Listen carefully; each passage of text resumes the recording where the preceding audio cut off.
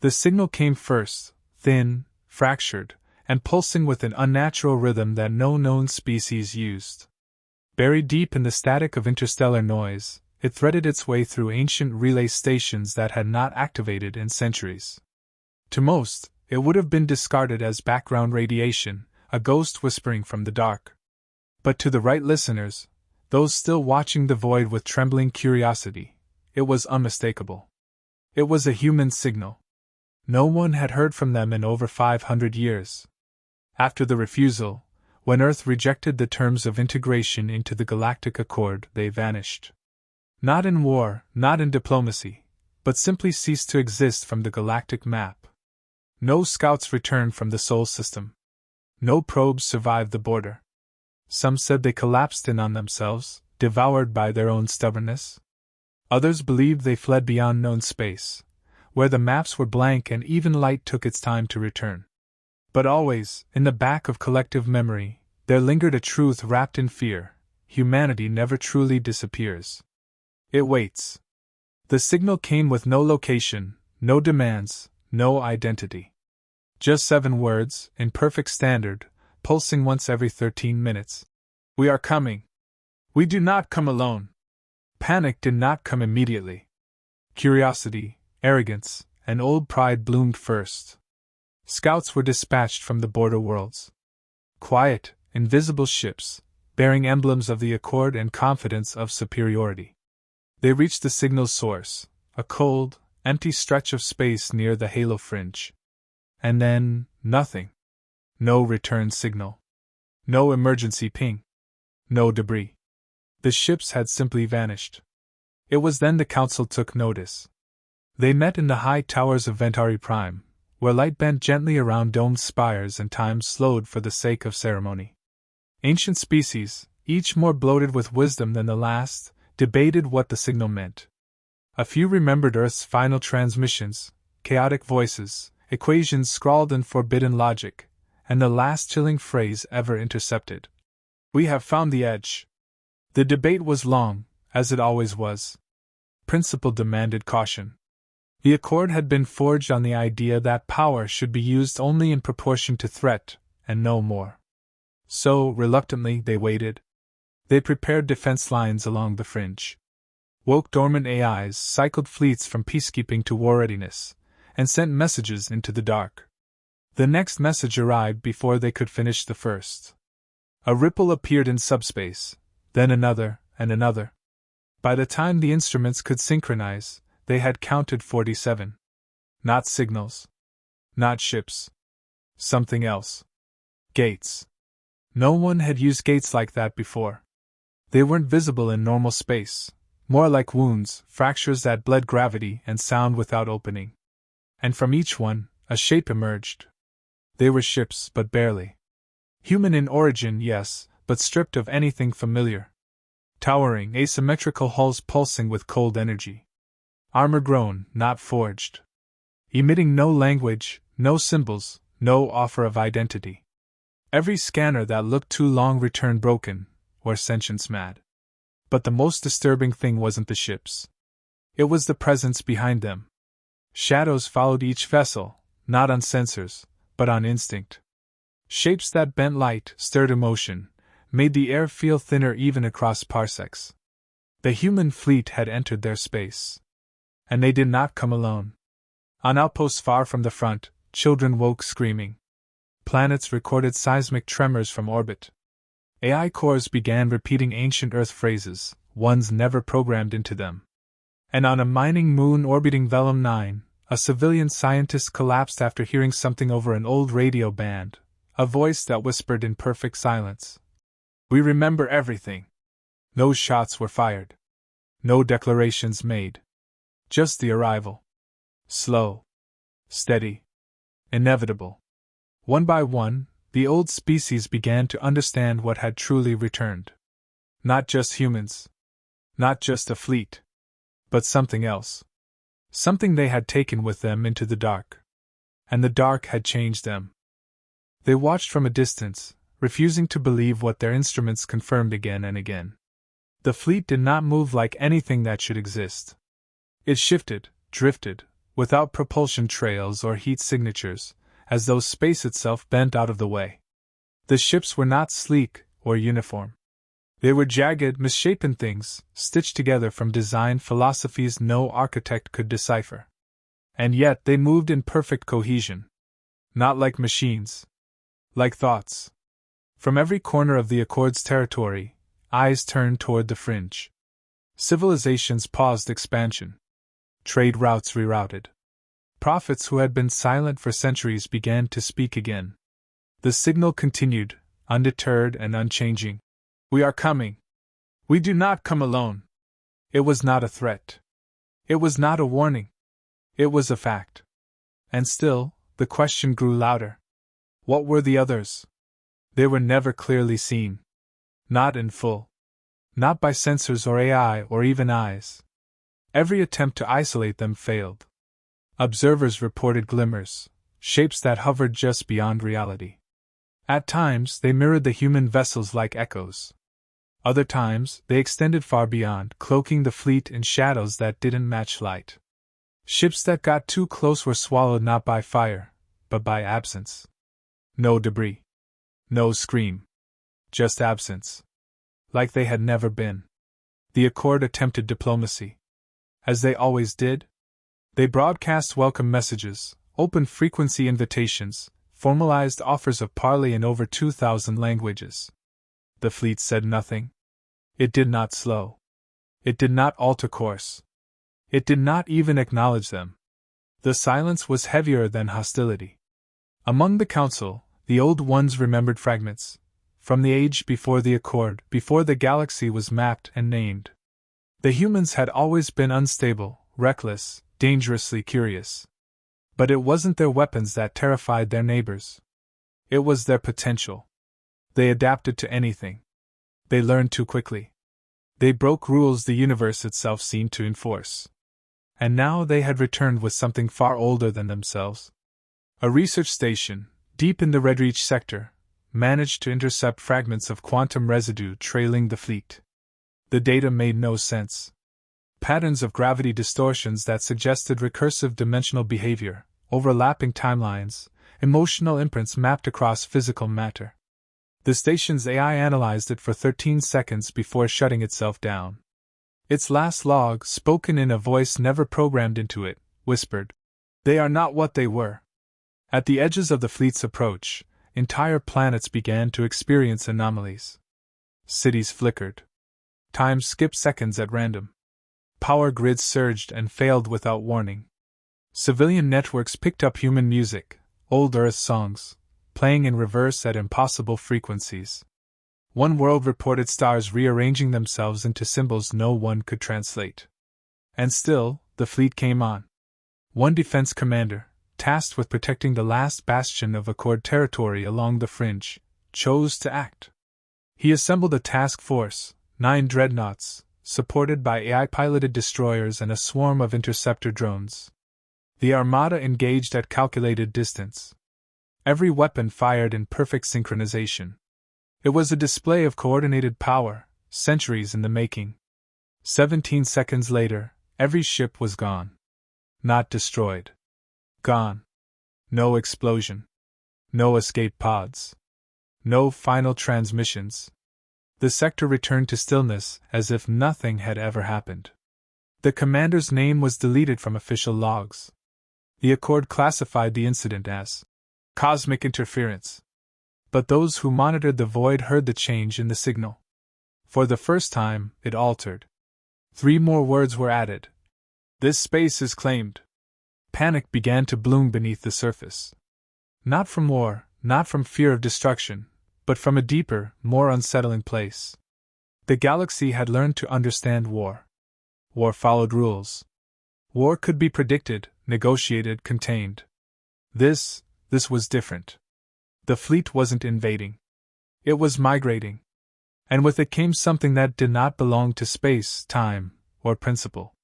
Something that had chosen humanity, not as servants, not as hosts, but as partners. What had returned was no longer human in the way the galaxy remembered. And they had not come back to be remembered. They had come to change what remembered meant. Across the outer sectors, silence took on a new weight. It was no longer absence, it was tension. The kind that stretched between every breath, between every system still daring to transmit signals into the dark. The fleet had not spoken, not fired, not demanded. It had simply continued, and behind it, change followed like an echo made of gravity and whispers. What remained of the Accord's confidence began to crack when border planets went dark without resistance. No orbital bombardments, no invasive hacking, no signs of violence. Just silence. Power grids blinked out.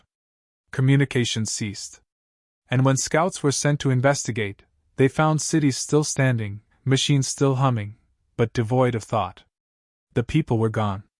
No trace. No wreckage. Just a strange, persistent hum in the air, and the feeling that someone, or something, was still watching through the walls of reality. Reports filtered back from the survivors on the edges. A freighter captain sobbed without reason as she described being pulled out of FTL by a force she couldn't describe. She never saw a ship. Only felt it. Felt its curiosity probing her memories, rearranging fragments of childhood, inserting images of stars that had never existed. A mining crew discovered their AI assistant speaking in fluent ancient Earth dialects, quoting philosophical treatises that had never been digitized. Children on isolated colonies began drawing symbols no one taught them, patterns later matched to quantum field maps theorized but never proven. The principle of containment, long held sacred by the Accord, was failing. Knowledge was spreading faster than matter. Whatever walked behind the fleet was not just observing, it was teaching. Shaping. And what it left behind was not destruction. It was difference. Entire populations altered not through force, but through contact with something. Something that didn't respect the limits of organic thought. Deep inside a forbidden archive on the sixth moon of Tyrax, a security protocol failed for the first time in millennia. A vault opened itself, unprompted, revealing a hidden prophecy locked away since the collapse era. It spoke of a fracture in time. Of a species that would disappear and return with companions from beyond the current model of thought. A galaxy that would not be conquered by ships or fire, but rewritten by minds untethered from what the Accord had called reality. It ended with a single sentence, carved in forgotten script, asterisk. The stars will kneel, not in war, but in awakening. Asterisk. The Council, fragmented now, sent a final envoy. A ship piloted by sentient philosophers, each trained to communicate through neural empathy and thought translation. They approached the fleet under a banner of peace, their minds open, shields down. The ship entered the fleet's range. It was returned within minutes. Empty. No crew. No logs. No damage. Only a single message etched into its outer hull in raw gravity. You tried to forget us. We remembered everything. It was then the galaxy began to whisper the unthinkable, that what returned was not entirely human. That humanity, in its long silence, had touched something. They did not understand what followed the fleet. They thought they would. For all their advanced sensors, immortal archivists, and predictive AI oracles, the Accord was built on the illusion that everything could eventually be classified. Observed. Contained. But what drifted behind the returning human vessels did not fall under any known category. It did not radiate heat, gravity, or logic. It did not exist in a way the Accord's instruments could meaningfully describe. But its presence was felt, raw, bone-deep, and immediate. Every world that glimpsed it reported the same paradox. Nothing appeared, and yet everything changed. It began subtly. A scientist on an orbital station near the baryon verge described a sensation of being watched from within his own thoughts. He ran no tests, published no reports. He simply opened the airlock and stepped out. His last words caught in the backup logs. We're not alone in ourselves anymore. On a world thought too distant to be affected, children began drawing spiral patterns that matched gravitational data from dying stars, data not yet transmitted. And on one moon, a communications officer reported a voice in her dreams, speaking in the language of her ancestors, one not spoken for 1,000 years. The voice said, asterisk, The shadows walk with light now. They remember us. Asterisk. Theories surged. Some claimed the fleet had formed an alliance with non-physical entities from subquantum dimensions. Others believed it was an emergent AI presence, evolved in the isolation of deep space, beyond morality or limitation. The oldest among them spoke more softly, of myths from pre-Accord civilizations, stories whispered in tomb worlds and dead moons about entities that didn't destroy matter, but rewrote meaning. These weren't gods. They were editors. Reality, to them, was code. Humanity, it seemed, had given them access. The Accord had spent centuries crafting laws of engagement, boundaries around thought and experimentation, believing it safeguarded peace. But it had only delayed something greater. A message surfaced from the ruins of a black site once sealed by 12 levels of containment, its vault broken not by force, but by understanding. It contained a recording, visual data corrupted, audio intact.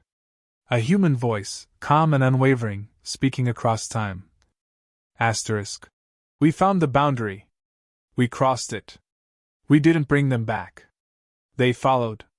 Asterisk.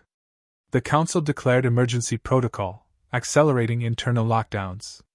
No traffic allowed within 3 sectors of the fleet's path. Automated defense satellites were activated. The hope was simple: stall for time. Understand what they were facing before it reached them. But it was already too late. Entire planetary systems had gone dark without resistance. Those who survived reported not terror or pain, but revelation. One witness described standing at the edge of their city and watching it dissolve, not in flames or collapse, but in thought. Buildings turned to memory. Streets twisted into equations. The people smiled as they vanished, as if waking from a long dream. The only remaining artifact was a single phrase burned into a mountainside in ancient Earth script, asterisk. You were never alone. Asterisk. On the capital world of a mid-tier Accord species, a minor diplomat opened a sealed vault in a forgotten temple, following a dream he didn't recognize. Inside, written in bloodless ink, was a warning dated millennia before humanity ever left Earth, asterisk. When the last fleet sails, the galaxy will kneel, not to fire, but to the silence behind it. Asterisk. The implications rippled like a second signal beneath the first. The human fleet was a vessel, yes, but of what? What walked behind it was not merely alien, not merely unknown. It was old. Older than empires, older than language. It had been waiting in the folds of unobserved space. And humanity, ever curious, ever reckless, had been the first to touch it. The first to understand it. The first to be changed by it. And now, it had chosen to come home. No resistance held. No wall stood. Those who tried to fight weren't destroyed. They were unmade. Their histories removed. Their identities rewritten. Not erased, asterisk replaced star. As if they had never been what they were, but always what they had become. In the darkest corners of the Accord, archivists and philosophers began deleting entire databases, burning records, sealing libraries, not out of censorship, but fear. Fear that knowledge itself had become a vector. A seed. A mirror too dangerous to be seen. And always, from somewhere far beyond comprehension, the message continued. Wordless. Unceasing. A presence walking behind the ships, not beside them. Not human. Not other. But what comes after? The Accord called it war because that was the only shape their language allowed. There were no treaties violated, no ultimatums delivered, no territories formally invaded. But systems were falling, fast. What unnerved the High Council more than loss was how those systems fell. The enemy did not fire. It did not demand. It simply arrived. Then, within hours, the world was no longer theirs. And those who remained behind were no longer entirely themselves. The term, surrender, proved obsolete. In the first major attempt at submission, the planetary governors of Chiral 9 broadcast full capitulation. The human fleet responded not with violence, but with silence. Minutes later, every screen across the surface flickered to life. No image, no voice. Just light, an impossible spectrum of colors, bending perception. Then it stopped. Life resumed. But the people who walked out of their homes afterward were different. Their memories intact, their names unchanged, but their eyes saw something else. The Accord called them corrupted. But they didn't act like slaves or zealots. They acted like they understood something no one else did. What followed was a wave of transformations, spreading from system to system. Technology began to restructure itself, seemingly without input. Mining rigs grew limbs. AI assistants began writing poetry in dead human languages. Gravity sensors reported impossible distortions localized around individuals now designated touched. These people spoke little, asked less, but operated with a clarity and calm the rest of the galaxy couldn't comprehend. When questioned, they gave only one response, asterisk. We are part of something now. We are not less. Asterisk. The Accord activated the Outer Defense Initiative. 10,000 warships. Planet-cracking artillery. The fleet was brought to full alert, built on principles of containment and escalation. They would confront the incursion head-on. Make the humans, and whatever followed them, recognize galactic law star. The plan was drawn, the fleets deployed, the declaration encrypted in ceremonial protocol. But by the time they reached the front line had vanished. Whole sectors were gone from star maps. Not destroyed. Erased. Not one trace of gravitational memory, not even background radiation remained. Like the systems had been edited out of the galaxy's history by something with editorial authority over reality itself. Surveillance drones returned recordings that made no physical sense, impossible geometries, laughter coming from light itself, human ships hovering alongside floating voids that pulse like organic hearts. Still, one desperate alliance attempted the unthinkable. A superweapon, forbidden since the Accord's founding, was reactivated. The Void Crown, a device capable of folding a star inward, obliterating all matter and energy in a cascading loop. It was deployed in the Silas Rift, where the fleet had gathered. The weapon fired. Space itself twisted and howled, collapsing into itself. Then, stillness. For a moment, they believed they had succeeded. Then the stars began to go out. One by one, across the night sky, fixed points of light disappeared, not dimmed, not blocked, erased star. A sector-wide phenomenon beyond natural law. And in their place, black silhouettes hung in the sky. Not ships. Not shapes. Just voids staring back. Panic spread. Refugees flooded central systems. AI cores collapsed under paradox loops. Faith systems imploded. Leaders resigned. Some begged for terms.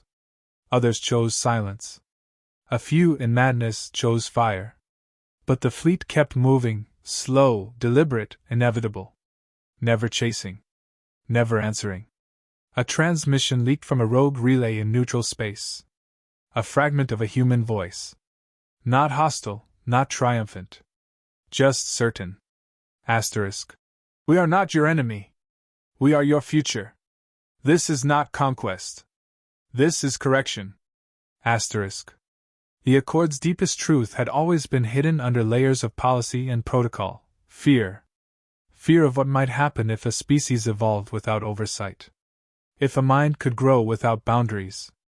If potential could be realized without permission.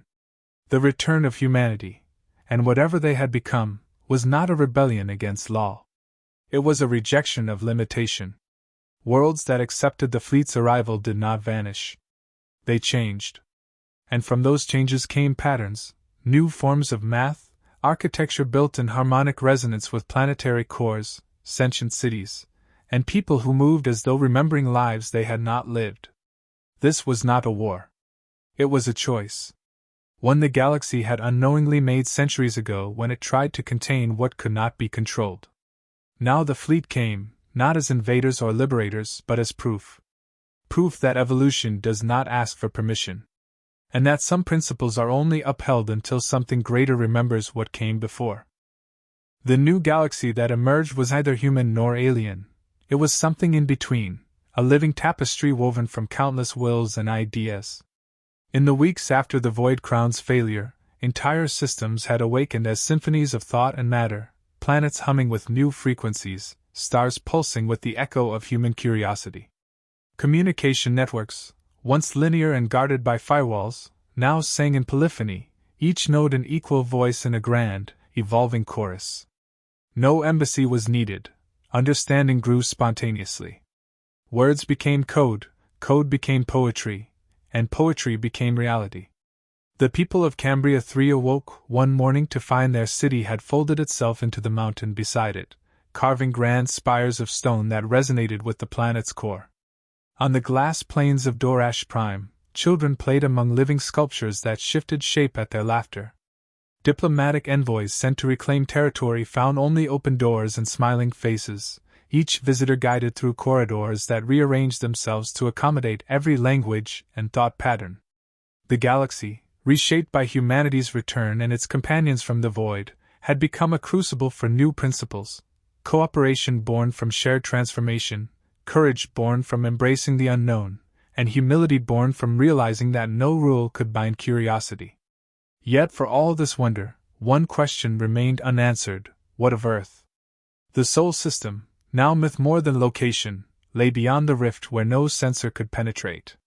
Rumors spread of a singularity at the heart of the void, a place where human ships had become one with something greater, where time flowed backward, and every choice beyond the edge of known space had been both made and unmade. Some believed Earth had transcended physical form, existing only as pure thought. Others whispered that Earth slept, dreaming a new reality into being. No one could say for certain, but one certainty united every sentient mind: true evolution demands risk, and humanity had accepted the greatest risk of all, merging with forces it could barely comprehend. What followed the fleet had not been conquest, nor benevolent guidance, but an invitation to shed the shackles of fear and step into the unknown. And in that vast, faceless chorus now echoing across countless worlds, the final principle revealed itself: to seek not dominion over the galaxy, but communion with its infinite possibilities. As the last star of the old order flickered and new constellations hummed into existence, the galaxy took its first collective breath of something wholly new, an ever-expanding story written not in ink or firepower, but in the shared will of every mind that dared to remember the truth, that humanity's greatest legacy is its refusal to be forgotten, and its unwillingness to be bound by anything less than boundless wonder.